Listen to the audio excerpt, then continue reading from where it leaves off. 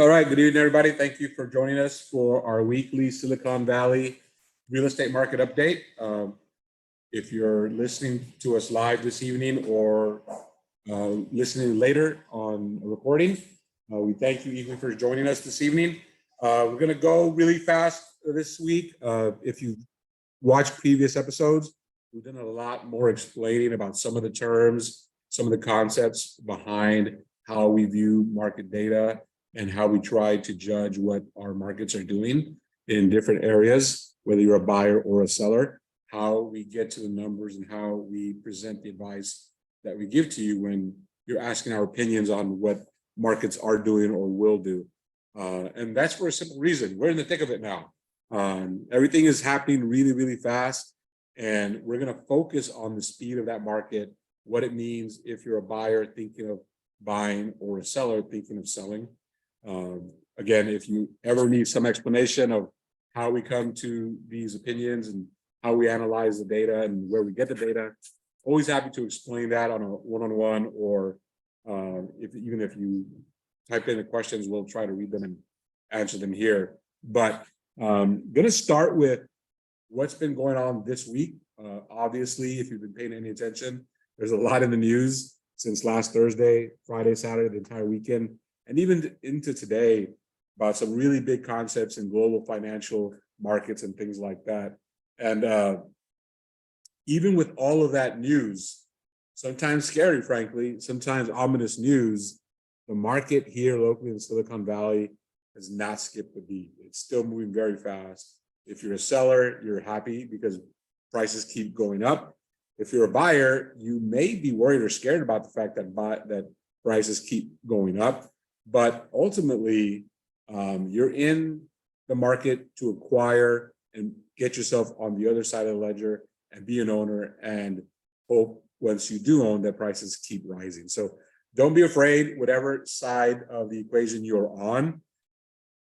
Our belief here at the Let's Cruise Group, powered by Place, is as long as you're armed with really good information to help you navigate the tough questions around the market, financial markets, real estate market, at least you'll have some comfort in knowing whatever decision you do make, it wasn't on a whim, it wasn't on information that maybe wasn't as relevant or important or central to what actually you are trying to accomplish.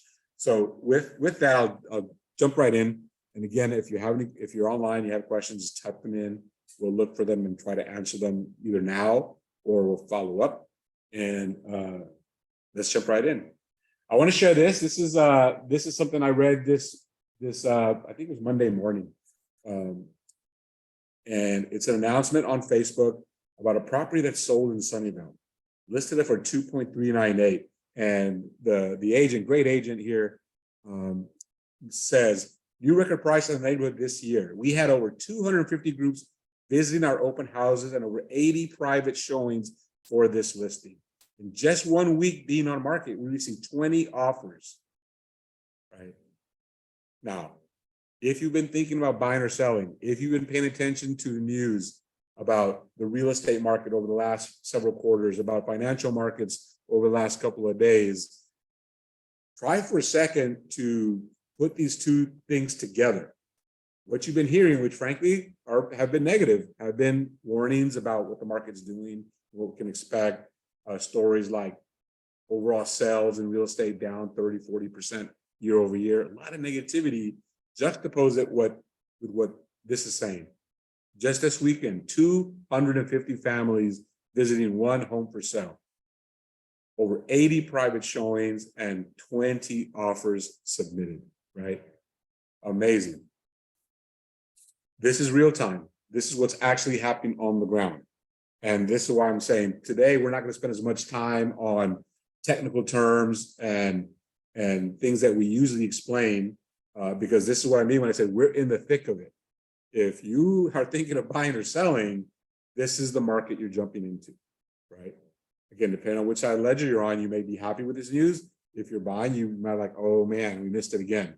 I can't tell you how many people we've talked to over the last several years who experience these really hot moments in the market, and they say, I'm not gonna play it right now. I'm gonna wait till something changes, What they mean is when prices go down, and they don't, or they haven't, right? And I want to share that. When you look at the property that was in question here, great property, great location. And if you live and work in the Bay Area, you're kind of used to these otherwise nondescript homes selling for incredible numbers. We get numb to it, right? This home anywhere else in the country would sell for factors lower than what these units sell for. And that's an important point to think about. Where it is located is also an important point that we'll touch on in a second. But the big picture I want to talk about today in general is the concept of affordability. I mentioned a while ago, if you've been paying attention to the news, if you've been paying attention to what's going on in real estate for the last several years, but especially the last 3 or 4 quarters, when the market slowed, when sales dried up in, I would say around May, June, and since. So at each month since, we've been noticing 30, 40% fewer transactions year over year for every given month. And one of the central concepts is lack of affordability. They're just too expensive. Prices are going up and up and up and up. And these are some of the conversations that people are having, right? We're pricing too many people out of homes.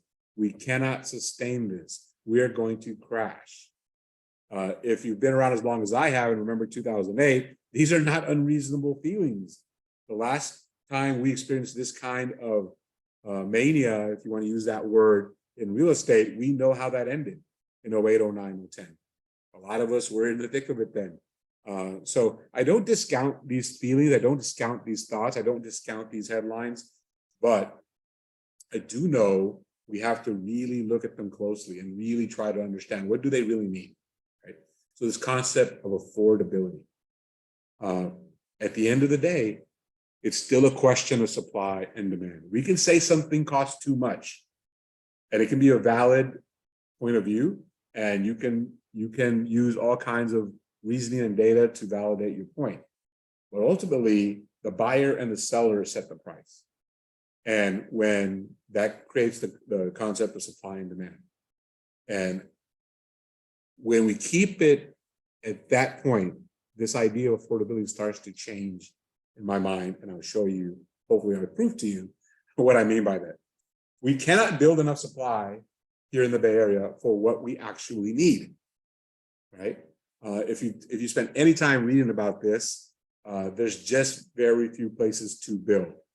If you've been paying attention at all, you understand that the ability to build additional dwelling units in your current properties is one of the biggest clues to help us understand this idea of lack of supply.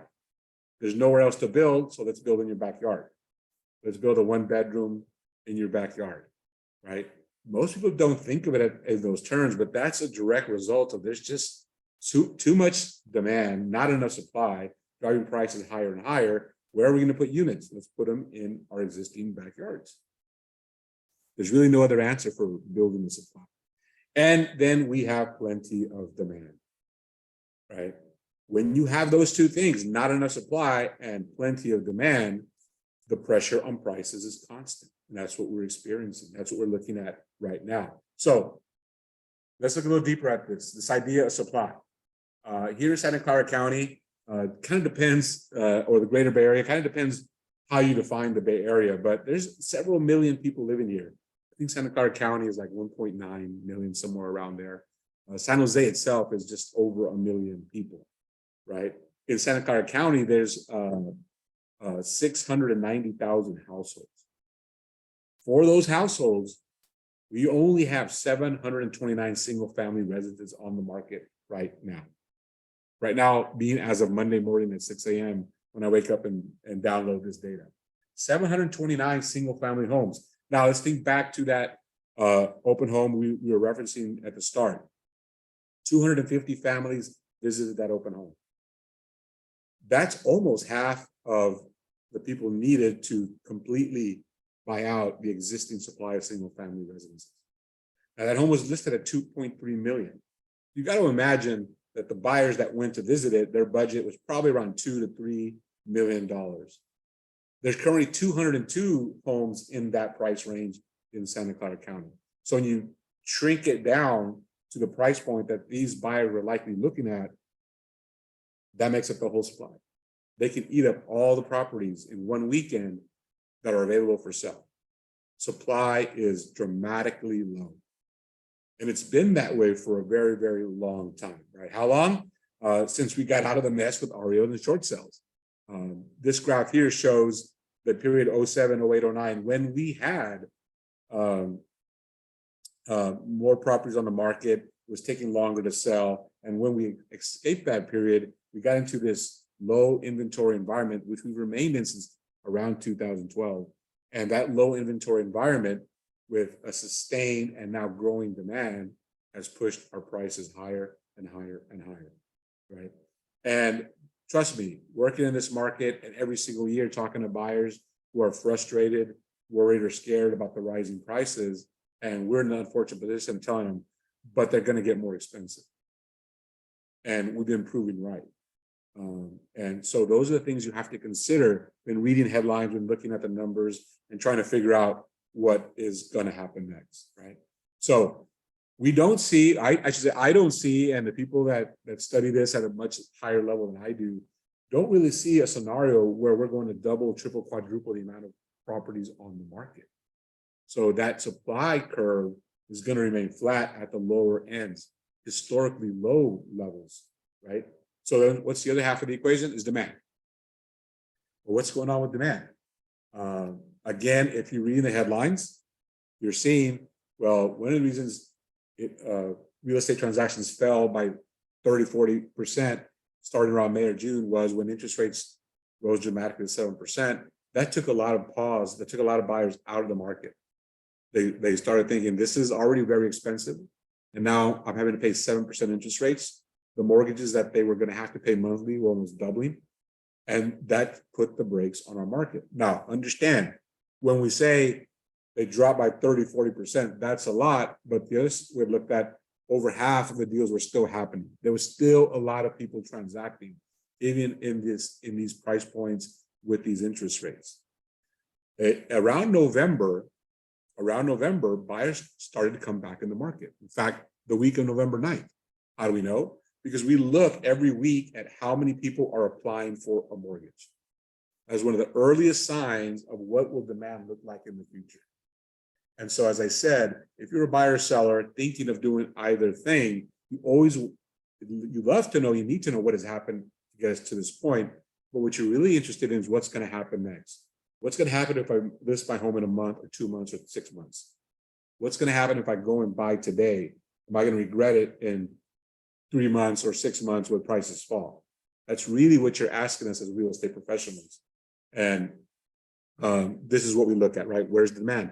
When we see, starting November 9th, buyers coming back in and talking to their loan professionals and asking to be qualified to buy a home, when we see those numbers start to go up, we know once they go and apply for a mortgage, they'll be in the market making offers in 30 to 90 days.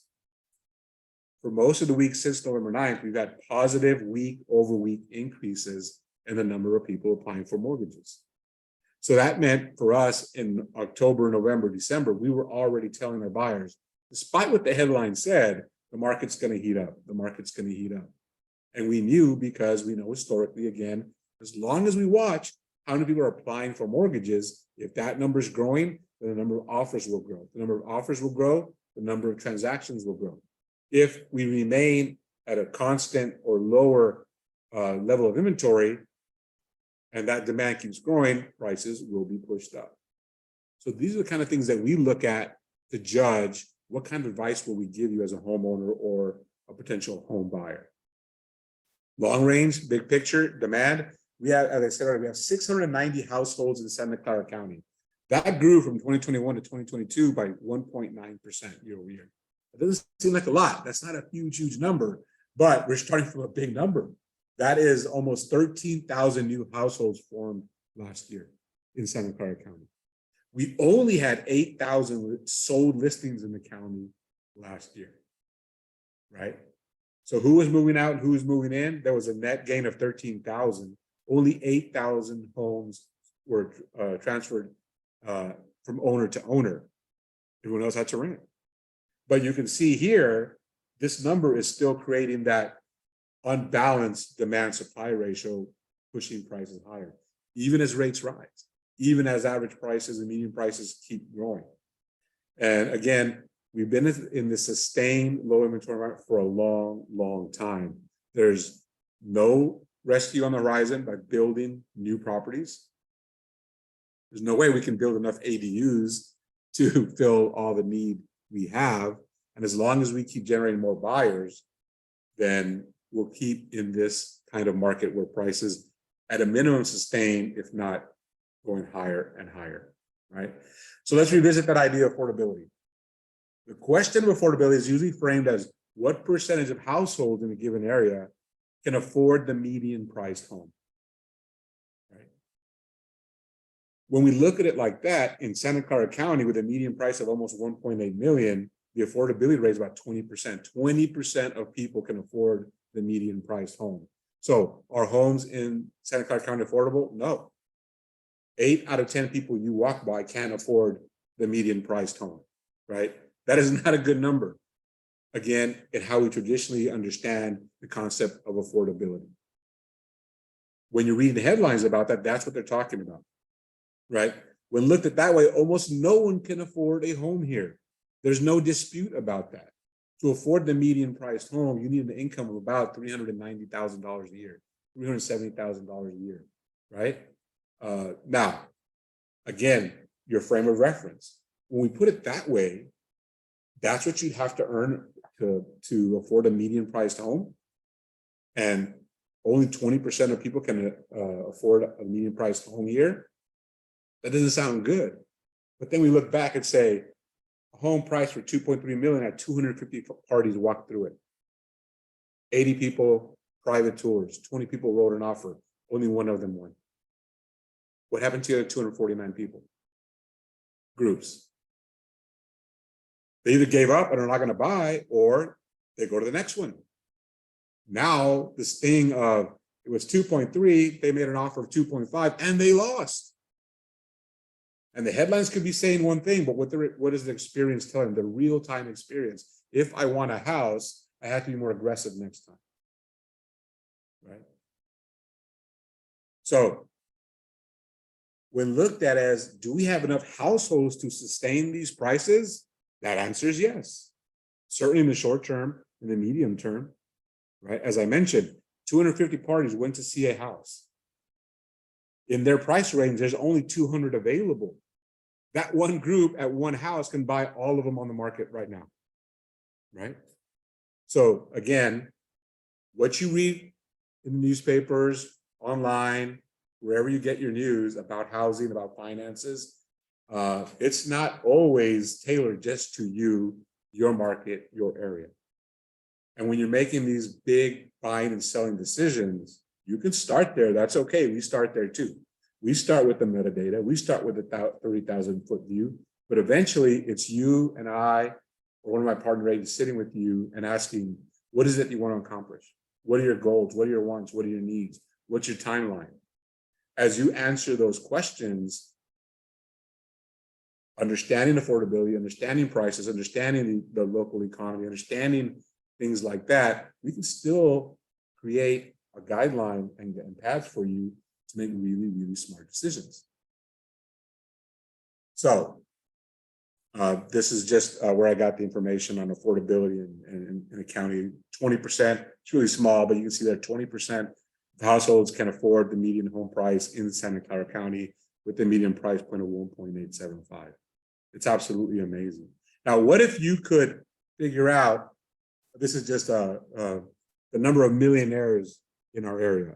San Francisco has the third most millionaires in large cities in the world, right? Now, what struck me when I read this, New York, 18, 20 million people, Tokyo, 25 million people, London, 12, 15 million people, San Francisco Bay Area, like 6 million people. So we're incredibly, not only do we have a tremendous number, a large number of wealth here, but it's concentrated. And that landmass area is part of what restricts our ability to build more houses to satisfy the demand. But the demand side is very, very wealthy. And so very few homes, we have the number of people to bid on these homes and win at very, very high prices. Now, do I understand the other side of the coin? That some people feel priced out, that some people feel like the Bay Area is moving beyond them, where they grew up. I totally understand that. I completely understand that. But this is, again, when you're talking to us about what kind of price can I get for my home, or to buy my dream house, what do I have to pay? These are the things we have to consider, the realities on the ground, the actual economics in place at the moment to help you make those decisions. Again, here you see 691,000 households, incredible number of people here, and such a small segment of homes actually traded. So what if you could know what's going to happen next? Wouldn't that be incredibly valuable to you as a buyer or a seller, right? If you're wearing March 17th today, right? A lot of people are posting, hey, here's the February data. Here's what's happening in the real estate in February, right? Again, that's important. I read that stuff. I need to know that as a professional. What happened in February? I need to know what happened in 2021 and 2020, because that helps me make educated decisions of the data I'm reading right now when you ask me a question. But again, I know what you're really asking me, what's going to happen next. So I'm going to show you something that I've been teaching in this market for a long time, 20 years in this market. And I want to show you with these 7 different locations: Sunnyvale, Cupertino, Santa Clara, Campbell, Blossom Valley, Evergreen, and the one on the bottom right is actually Morgan Hill. It's a little bit further south, but these are the median prices in these areas for these homes. Month to date in March, Sunnyvale 2.15 million, Cupertino 2.546, and you can see the disparity in the prices. Now, if you lived in this area for any time, if you're just in any one of these neighborhoods, they're nice tree-lined areas. They're very nice homes, very well maintained, all very desirable places to live. Why is there such a disparity in price? What is unique or special about Cupertino that places it around $600,000 more in median price versus Campbell? Schools, proximity to work, all the traditional things that people look in for real estate. So I've taught, and we got the numbers to prove it, everybody, generally speaking, when they're thinking of buying in Santa Clara County, they start in that Sunnyvale, Cupertino, Santa Clara area. Top schools, safe neighborhoods, close to shopping, close to entertainment, close to freeways to get wherever you want to go. You can hop on and be in San Francisco in under an hour. You can go the other way and be in Santa Cruz in about an hour and a half, depending on the time of day and where you're going.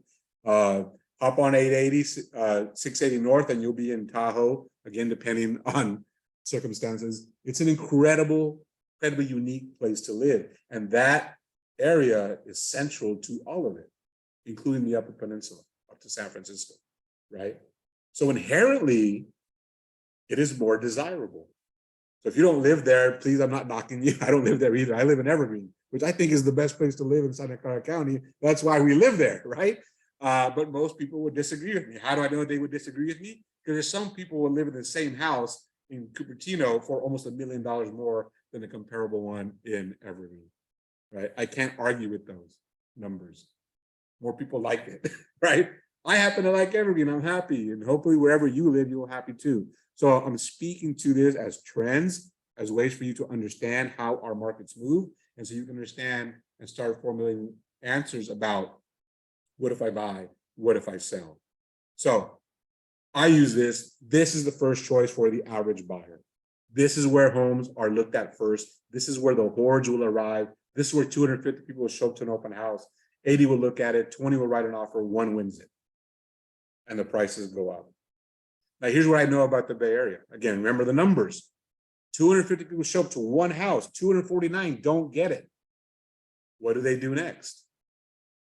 Well, some are going to wait for next weekend, a new house is suddenly going to go up, and they'll bid at the new comparable price. But some number, I don't know if it's 5, I don't know if it's 100, I don't know if it's 150, get priced out. Or because it's so competitive, maybe they have to waive conditions. They're like, I don't want to waive conditions. I want to have inspections. I want to have some protection. So what do? They've got to go to the second choice. They've got to move down to Campbell or Evergreen. And that continues all the way down to the third choice, right? And so this is what you see in prices. This is how you see that it's happening. Now, what's really important about this is how fast does this happen? Does this happen over a year? Does this happen over 6 months? Does it happen over a month? It happens over weeks, 7 to 10 days. The most desirable homes, like the gentleman said that sold it, first weekend, 1 week, we sold it. Well, that sets the new standard for the next house that's going to sell. So that first weekend on the market, some number, 50, 100, 200 people decide, I can't afford a comparable home in Sunnyvale. Next weekend, I'm going somewhere else. So again, think about that. That second choice area, Campbell, Evergreen, that third choice, Blossom Valley, Morgan Hill, they don't have much to sell either. And every week they get an influx of buyers that have been bid out in the previous neighborhoods. And this happens over and over, week after week after week. For the last 12 years, every morning, Monday morning, I wake up and I look at the data. I don't wait for year-over-year numbers. I don't wait to find out in March what happened in February, because I can't help my clients that way. I can't give you good advice.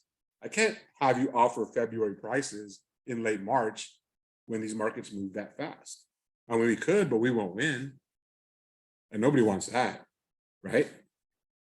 So the next thing I share is the absorption rate. Absorption rate is an incredibly important measure when our markets move this fast, because it measures how quickly will the buyers in a given market buy whatever is on the market. And this works whether it's a lot of inventory or low inventory, right? And it simply means in a 30-day month, if we have 30 homes on the market and they all sell by the end of the month, we have 100% absorption rate.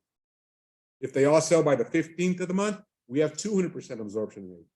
If we only sell half of them by the end of the month, that's 50% absorption rate. Anything above 33% is considered a seller's market. Now, you can see it up the right corner, county average for February was 114%. That is a very, very good number if you're a homeowner. That is going to push prices higher and higher and higher. That is backward looking, but I'm going to show you what we do and how that helps us. What you don't see here, this is absorption rate of pending homes. So these homes went pending, for example, in Sunnyvale in February at a rate of 162%. When will they close? They'll probably close in March. They'll be recorded as closed in March. And then in April, we'll record, oh my goodness, Sunnyvale's on fire. It's too late. So I look at absorption rate of pending sales to give me a real good clue what's going to happen next. When you come to me or one of my partners say, we want to buy a house in Sunnyvale, and we tell you, fantastic, great choice, we're going to have to pay a lot of money. And you're going to tell me, but the news, but my neighbor, but my friend. And I'll say, but the data. The forward-looking data, not backward. I know the backward and you'll know it too, but you want to write offer next week. And this is telling me we have to be very aggressive. And if you tell me I'm not aggressive, or that's too high for me, I say, well, let's save you some money. How? Let's start in Campbell. Because while that's hot, it's going to get even hotter when Sunnyvale and Cupertino and Santa Clara are selling at these kind of clips. They will send the buyers, like you potentially, to Campbell and then to Blossom Valley. So when you and I establish, or you with one of my partners establishes, these are my wants, these are my needs. If the market is that aggressive and I'm not, we need to create another plan. We can find you value even in this seemingly torrid market where everything just goes higher and higher and higher.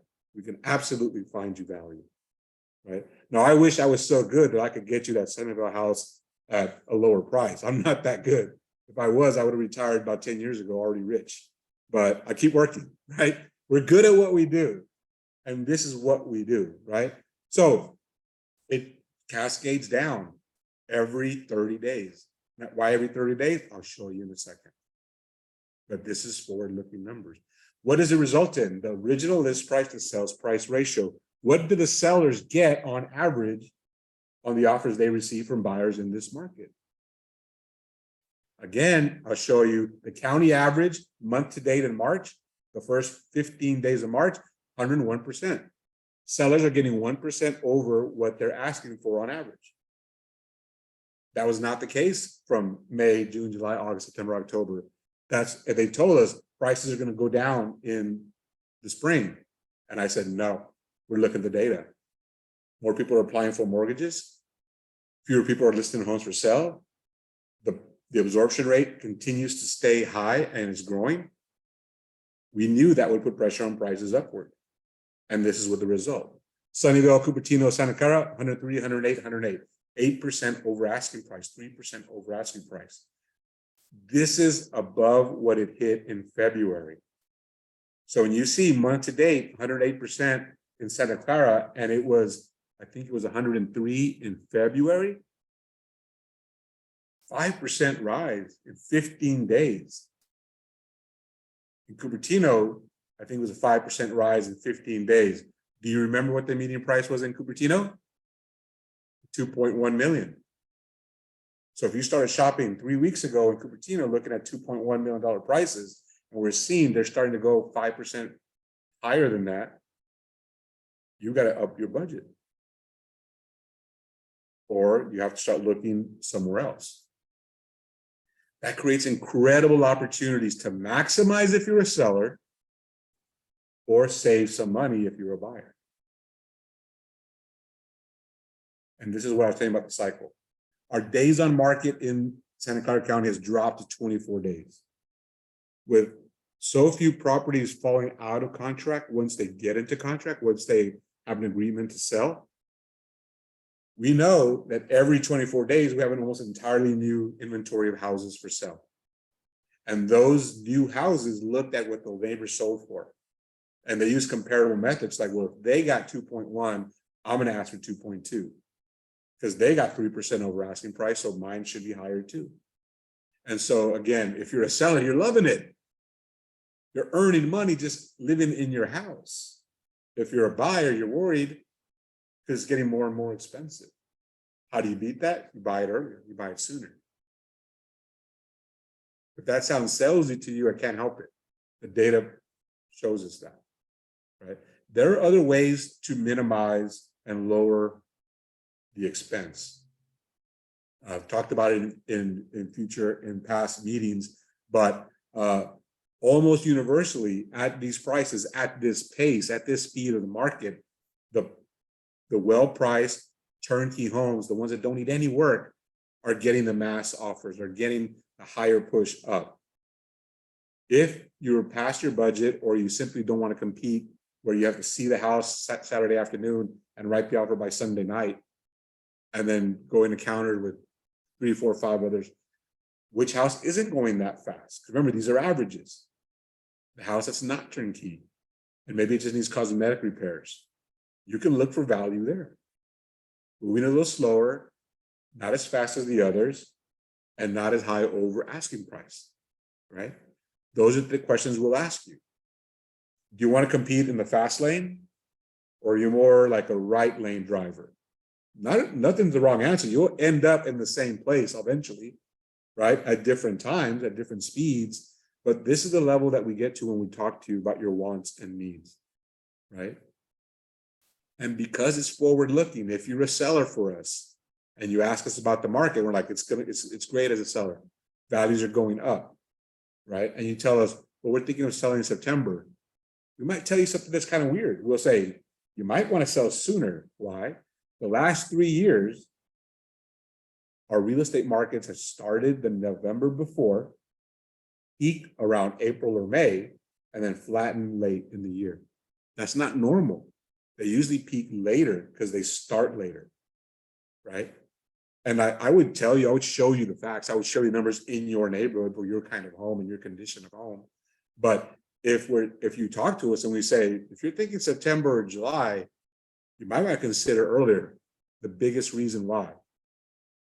The ultimate value of your home is based on its condition, its location, its viability in the market at the given time. The one thing we can't control and you can't control is how many people are looking right now. Would you rather sell your home when there's 250 people looking for it or when there's 5? So these forward-looking numbers can tell you that. If the absorption rate starts to fall, that means fewer people are looking. if the number of people applying for mortgages starts to fall, that tells us fewer people will look. It doesn't mean the value will fall, but you're not chasing after values that are rising to 3 and 5% per month. That's a good year historically in real estate. We're experiencing it in weeks and months. And so again, every situation is different. Every buyer and seller is different. The market changes, interest rates change. There's so many variables, but that's why we look so heavily at the data. We look at these numbers. 20 years of I'm looking at this. Every Monday morning, give me the new data. I need the new information. What we looked at last weekend is important, but not the final determinant, right? And when things start to go south, if they do, we know first too. We know when the price is going to go up. And by that, I mean, when the conditions for the prices to go up are there. And we know when the conditions are there for prices to flatten or go down. Within those ups or downs, we can find the outliers, right? If you buy into a quickly appreciating market and you don't want to pay that premium, then buy the house that's maybe not the 9 or 10. Maybe it's a 6 or 7 out of 10. There is value there because it's always going to be more beneficial and you'll make more money in the long run if you make upgrades and repairs versus paying the previous homeowner for making them for you. And it's not a judgment. I'm not saying one is right or wrong. If you've got the time, if you've got the budget and you want to get the keys when you close and move in right away and it's all done, nothing wrong with that. We'd love to help you. So like, that's my dream neighborhood, Robert, and I just don't have that budget. Well, how long you live there? Till I retire, 10, 15, 20 years. Okay. Scratched and dented, but we'll fix it. Acquire it as is. You'll save money. You can actually save money in this wild market when you understand these nuances, right? So I almost cut to my 30-minute limit. Missed about 8 minutes. I'm getting better at that. So I'll finish by saying this. Obviously, that's a lot of information. And as I said, previous Thursdays, I was more detailed in what do terms mean, where do we get the data? How do we interpret the data? The market is now moving fast. It is every 3 or 4 or 5 days changing. And so I just want to give you a taste of that. And ultimately, it's all dependent on your timeline, your situation, your goals and dreams for you and your family. A quick 15, 20-minute discussion with us, with whoever invited you. I'll jump on the call or I'll meet in person with you. And based on your situation, your location, the condition of your property if you're selling, or the kind of property you want if you're buying, we'll dig down this deep. And we'll give you this level of information to arm you to make the absolute best decision possible in the market. So I'll do a quick check. I don't think I have, there weren't any questions on there. So again, if you're listening to this as a recording, feel free to reach out to whoever invited you or to me. Ask us any question you like, and we'd love to give you a detailed, tailored specifically to your wants and needs to answer, should I buy or sell? All right.